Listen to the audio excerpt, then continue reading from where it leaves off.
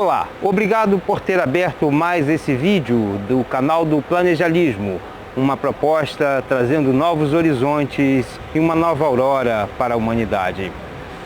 Nós estamos aqui hoje em frente à Câmara Municipal de um dos mais antigos municípios do Brasil, que é o município de Niterói, que é onde eu resido, para falar um pouquinho a respeito da proposta do planejalismo para melhorar a questão da crise política, a questão da representatividade. O problema da representatividade é um problema seríssimo no mundo inteiro. Mais de 70% das pessoas declaram-se não ter nenhum tipo de afinidade com nenhum partido e pouca afinidade com os candidatos. E esta grave crise de representatividade gera, com certeza, uma crise política e uma crise de diversos níveis. Nós temos que entender por que esse mal está afetando e como nós podemos propor soluções efetivas para poder solucionar estas demandas. Porque quando você fica sem representatividade, você fica sem capacidade de criar novas soluções, de criar novos propósitos para a sociedade. O problema da representatividade é tão grave que desvincula as pessoas dos seus propósitos de vida e desorganiza a sociedade. O que faz as câmaras municipais, estaduais, o que faz os deputados? Eles estabelecem as regras do jogo, estabelecem as leis que vão nos ajudar a construir esta regra do jogo. O que faz, então, cada um, na sua atividade econômica, ter impactada a sua atividade econômica por essas regras que são estabelecidas junto ao Legislativo. Então, a presença do Legislativo bem representado é essencial para que haja uma democracia. Se essa democracia não tem esta representatividade efetiva, o que nós temos? Nós temos um problema sério de organização da sociedade. E para que nós possamos ter uma melhor responsabilidade em relação a isso, uma melhor solução, é necessário haver algumas soluções de sistema. Se nós continuarmos com este sistema atual, com certeza nós continuaremos tendo os mesmos problemas. Se nós estamos fazendo uma coisa que está dando errado, nós temos que propor alguma mudança, transformar esse processo. A transformação do processo, ela passa essencialmente por uma mudança que nós temos que realizar dentro do modelo. E qual o modelo que o planejalismo então propõe para que seja feita uma representatividade melhor? Primeiro, nós acreditamos que a presença do suplente ela é lesiva à representatividade. O suplente é uma figura obscura que aparece numa substituição, e muitas vezes ele é um financiador de campanha. Então o planejalismo elimina a questão do suplente. A outra coisa que o planejalismo também elimina é a questão do voto ser indireto, de certa forma. Como assim? Quando você vota numa coalizão, você está votando indiretamente, uma coalizão de partidos. O planejalismo é contra coalizões partidárias a nível dos municípios, ou seja, a nível de vereadores e de deputados. Só entende que a coalizão é interessante a nível dos senadores, Mas isso nós vamos explicar mais tarde. Hoje nós vamos falar especificamente sobre a proposta do planejalismo para as câmaras municipais, ou seja, para a vereança, para os vereadores. Nós propomos uma renovação de todo o quadro dos vereadores, diferente em relação aos deputados estaduais e federais que são parciais. E essa eleição ocorre em 2 turnos. Como que é isso? No primeiro turno, não se permite coalizão partidária, como eu havia falado, e se faz a eleição dos candidatos todos de cada partido. O partido vai e coloca os seus candidatos todos para serem eleitos e nós vamos eleger e criar uma lista.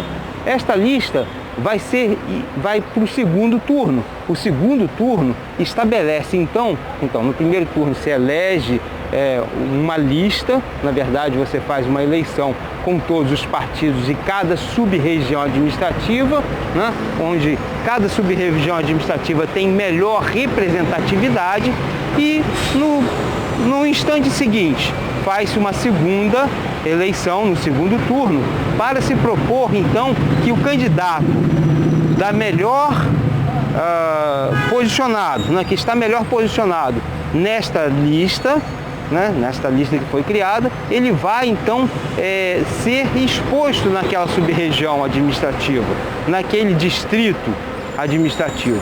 Com isso, nós melhoramos a representatividade do candidato, ou seja, todo partido se une em torno daquele nome que os eleitores elegeram, né? Diferentemente de uma lista montada por caciques partidários.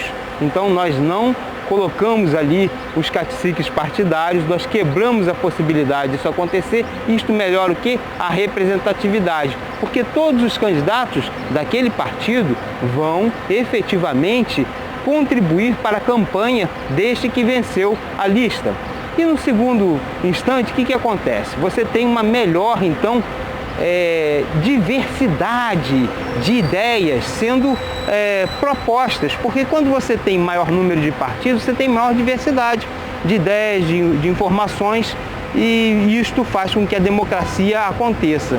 Por isso, nós também não defendemos que haja um terceiro turno, né, para que haja um voto majoritário. Não, nós entendemos que o voto, que seja ele proporcional, ele favorece essa diversidade, ele melhora a questão da relação que o candidato tem com a sua proposta, ou seja, a representatividade é melhor, porque você vota naquilo efetivamente que você acredita. Quando você vota numa coalizão, você diminui a questão da representatividade. Por que você diminui? Porque você vota numa ideia que muitas vezes não é exatamente aquela que você desejava que fosse. Então isso diminui a pluralidade das ideias, a pluralidade das informações. E toda vez que você diminui a pluralidade de ideias, de informações, você cria uma condição em que não há renovação, não há também transformação e não há proposições mais efetivas que possam então estar contribuindo de maneira mais engrandecedora para a democracia. Então essa crise de representatividade ela é justa. Por quê? Porque os candidatos, na verdade, eles ficam muitas vezes acaba-se a sua eleição e ele vai procurar, às vezes, uma outra atividade, né, que dentro da própria, durante o seu próprio mandato, ele sai do mandato, né, vamos dizer assim, para poder exercer uma outra atividade, ou seja, o vereador, o deputado estadual, muitas vezes ele é eleito e ele sai do seu mandato para exercer uma outra atividade administrativa dentro da Câmara como secretário. Isso também o planejalismo não concorda, né? O planejalismo entende que é necessário que haja uma manutenção permanente daquele eleito no cargo a qual ele foi eleito. Ou seja, se ele é um candidato que foi colocado por um pleito público, ele não tem o direito de se afastar desse cargo para exercer nenhuma outra atividade que não seja ao qual ele foi eleito. Não tem sentido ele sair do seu mandato para exercer uma outra atividade. O mandato foi uma deliberação da sociedade para aquele indivíduo ou para aquele partido, e assim, se você retira esse candidato da atividade em que ele foi efetivamente eleito, você está destituindo aquele mandato que o povo colocou ele lá. Isto é grave para a crise de representatividade. A outra coisa que é interessante nesse modelo do planejalismo é que, como eles são, não há coalizão partidária, os partidos que perderam a eleição, o segundo, por exemplo, que perdeu a eleição naquela sub-região, ele é fiscal do partido que está à frente, que ganhou a eleição. Ou seja, se o primeiro candidato que teve mais votos naquela sub-região é de um partido e não há coalizão, o segundo candidato tem interesse em que aquele partido tenha, assim, uma fiscalização melhor, porque quem entra, nesse caso, se ele perder a atividade de vereança, vai ser esse segundo candidato eleito na sub-região. Isto faz com que haja uma fiscalização contínua dos partidos de segunda atividade que perderam a eleição para o primeiro, né? Isto melhora também a questão da democracia e da questão da representatividade. Então, estas ideias simples fazem com que melhore efetivamente a representatividade dos candidatos e, consequentemente, melhora a condição para que você possa, então, estar fazendo a eleição. A questão de nós fazermos uma eleição distrital ou subregional com um conjunto de informações necessárias àquele candidato que entende a linguagem da sua região, entende a geoeconomia, como nós colocamos no primeiro vídeo, que nós falamos a respeito de condição geoeconômica. Então, esta é a nossa proposta, a reforma política, que consegue, através desse simples ato de fazer primeiro e segundo turno, o primeiro turno faz a lista, o segundo turno elege o candidato vencedor de cada partido, de cada lista. Isto é uma solução simples e efetiva para melhorar a representatividade e melhorar também a ação que nós temos que ter em relação à eleição de nossos líderes, que vão estabelecer as regras do jogo para a nossa sociedade nesse instante, que está tão carente disto e está precisando de uma remodelação, está precisando de uma reforma política que atue efetivamente num sentido de ampliar a capacidade de ação das nossas necessidades, da solução das nossas necessidades. Ok? Obrigado. Se você gostou desse vídeo, se você gostaria de entender melhor essas ideias, se você gostaria de discutir a respeito delas, deixe seu like lá,